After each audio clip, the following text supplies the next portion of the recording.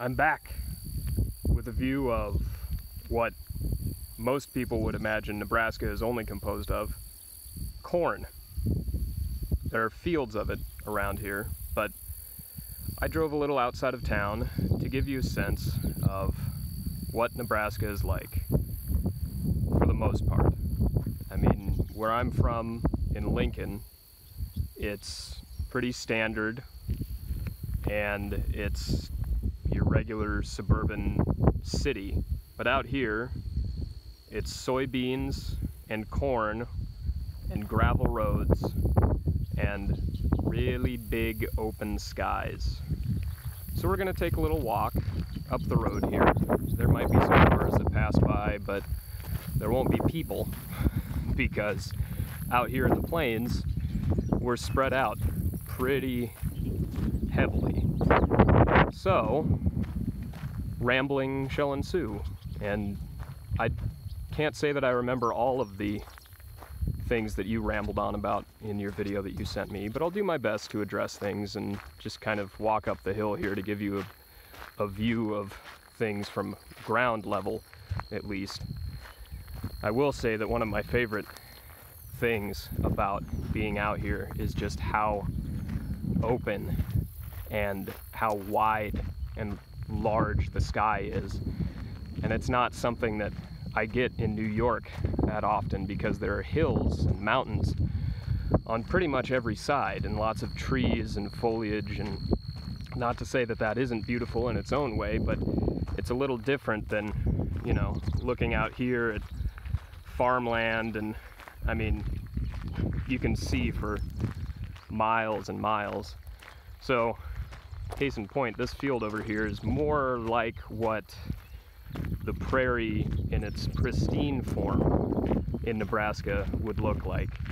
This is still probably cultivated land, but the grasses and kind of things, not the telephone pole, but everything else out here is pretty similar to what this whole area looked like.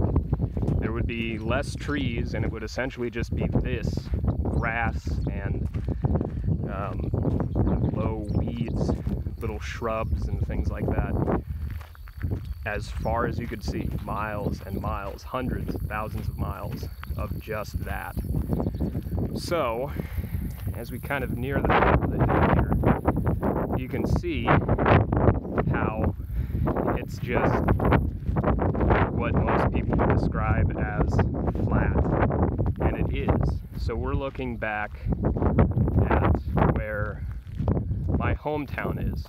Lincoln is that direction, and you might be able to make it out, although the quality on this is probably crap, so you won't be able to see the very edge of the city quite well, but we are maybe, I don't know, maybe 15 miles outside of Lincoln, so not that far. And you might be able to see that way, well, past the cattle gate. There's some things that might be dotting the landscape out there. Lovely focus. But those are water towers, which I'm not sure if those are a feature in Britain. They may not be, certainly not like this, but water towers are just large containers of water that hold the supplies for entire towns, and they elevate them so that gravity can do its work and they don't have to pump water excessively to other people. They're put at high points in cities and blah blah blah technical work, because I happened to work on them for about 3 years. You can see one a little better over there. It's that blue tower standing up to the left of those buildings, and that probably holds, I don't know, maybe 300,000 or 250,000 gallons of water, 250,000 gallons of water.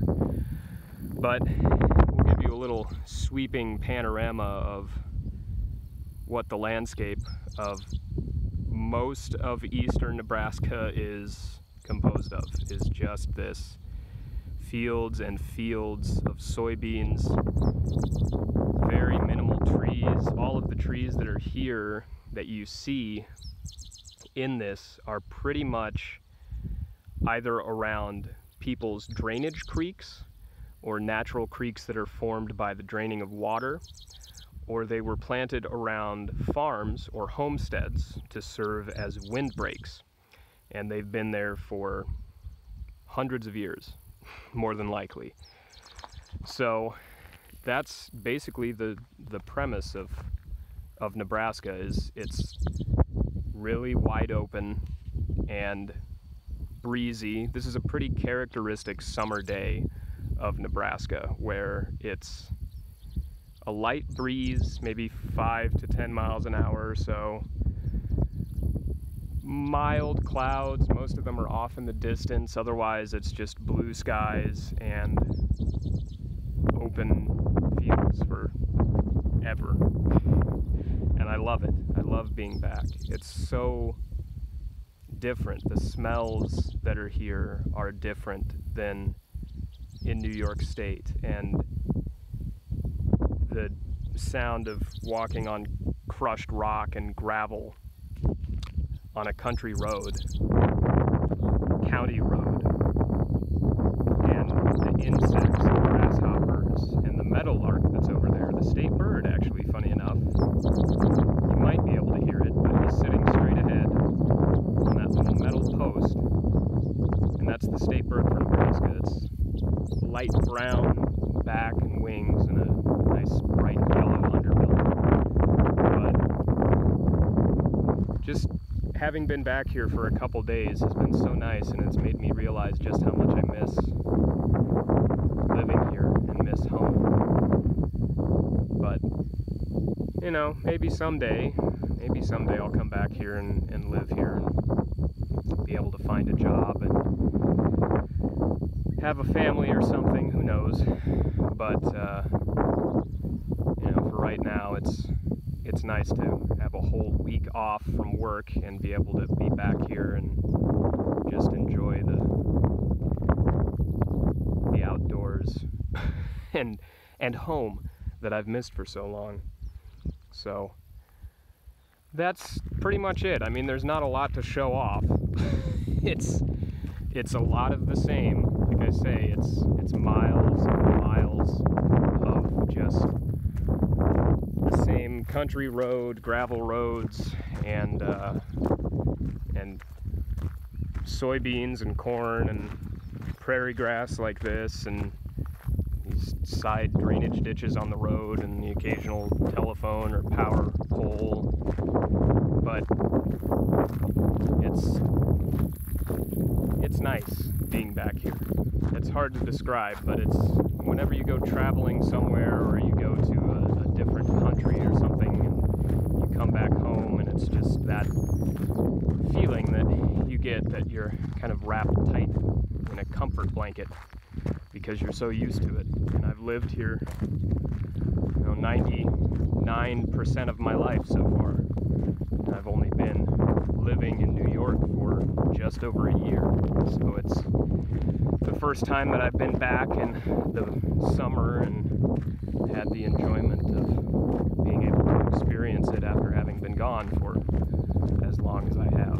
Because last time I was back here was in the winter for Christmas time, and that was its own enjoyable experience, but I was only here for so long, and it's not the same in the winter when you can't really come out here and just walk outside and not freeze your tits off.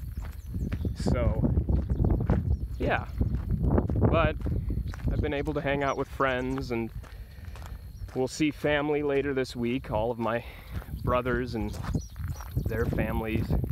Well, my brother's family, his 2 kids and wife, and then my eldest brother will be here. My sister already lives in town, and her family will be over at my parents' place for the 4th of July, so we'll all be blowing shit up for fireworks and everything to celebrate independence from you sorry lot over across the pond, whatever, 100 and some years ago.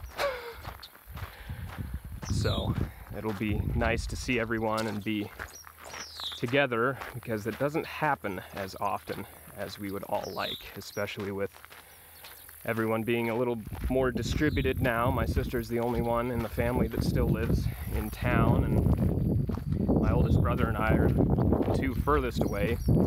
He lives in Chicago, in Illinois, which is about, if you were driving, it would probably take you about 10 hours or so to get there, 8 to 10 hours.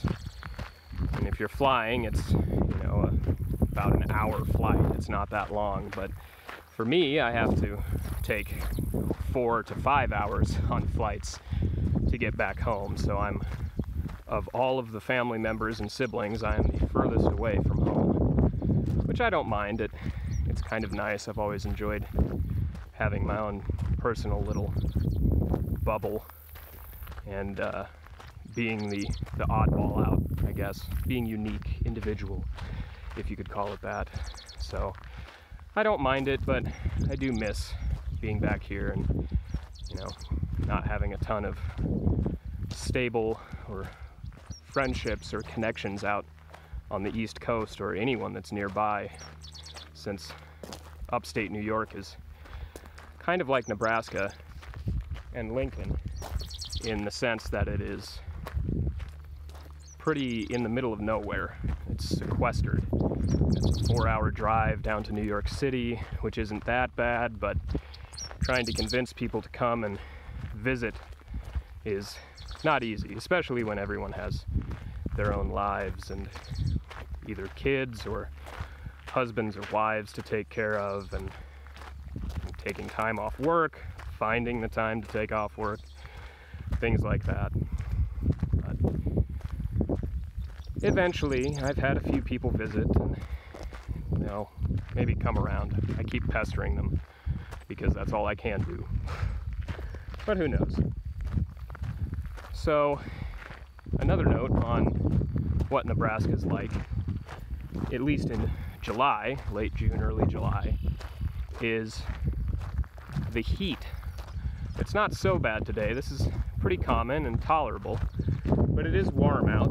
It's probably in the mid-80s Fahrenheit, so, you know, 20, 24 or so, 23. I'm not great at conversion to Celsius off the top of my head, but around there. I know you, at least England has been having, London I know has been having a heat wave, being in, you know, 29, almost 30 degrees C. So I'm sure that's been great.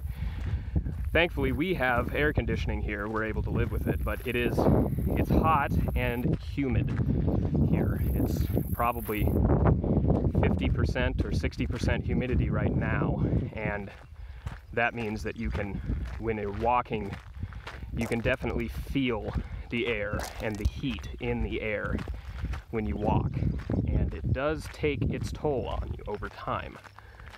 But I love it, probably because I grew up in it and because we have air conditioning here. When we have these kinds of temperatures in New York, I don't have air conditioning there, and so I'm more or less in the same boat that all of the England land are when it comes to heat and humidity and heat waves.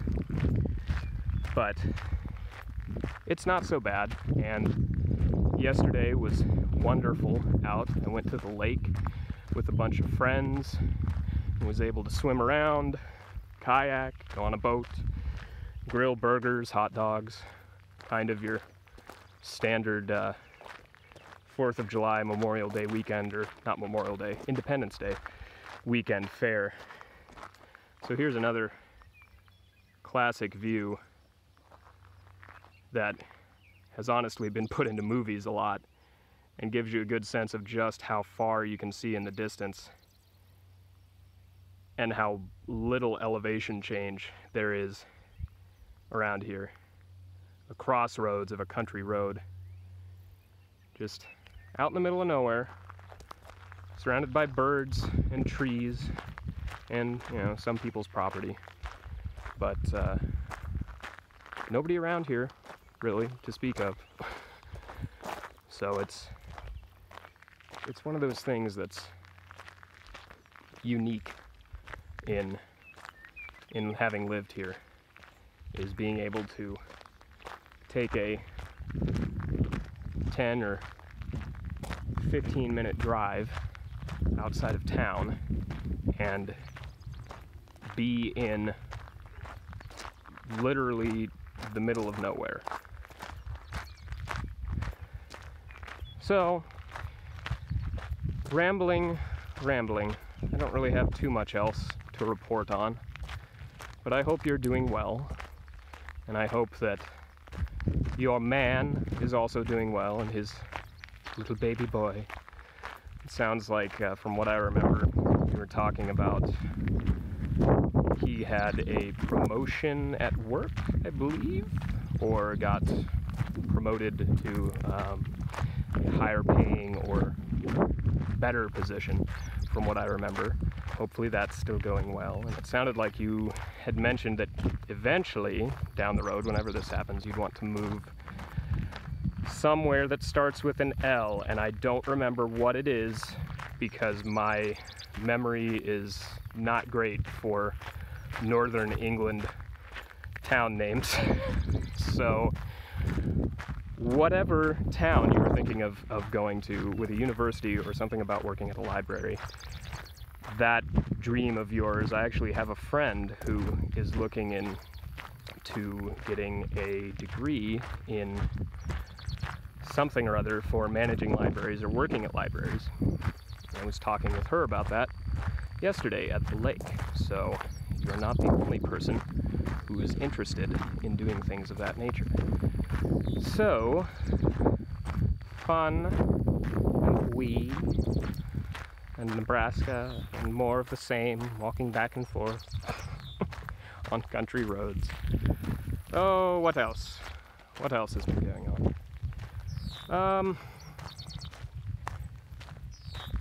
I've been applying to jobs elsewhere just in case I don't end up keeping my job at Cornell, because I'm only technically guaranteed another year until June 12th of 2019, unless in October or September of this year they come back and say that they have received word from the government and private sponsors that they have enough funding to substantiate keeping me on for however much more time.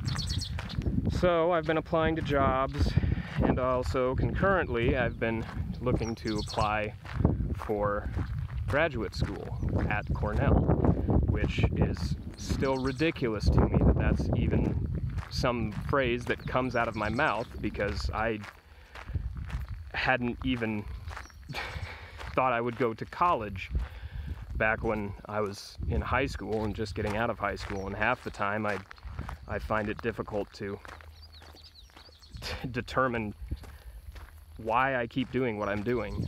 It's not that I don't enjoy my work, but I just never thought that I never had anything planned. And I've seen so many kids and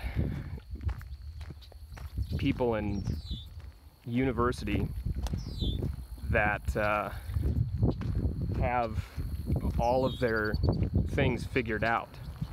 Like, they know what they want to do after they're done working at university. And I never had that. I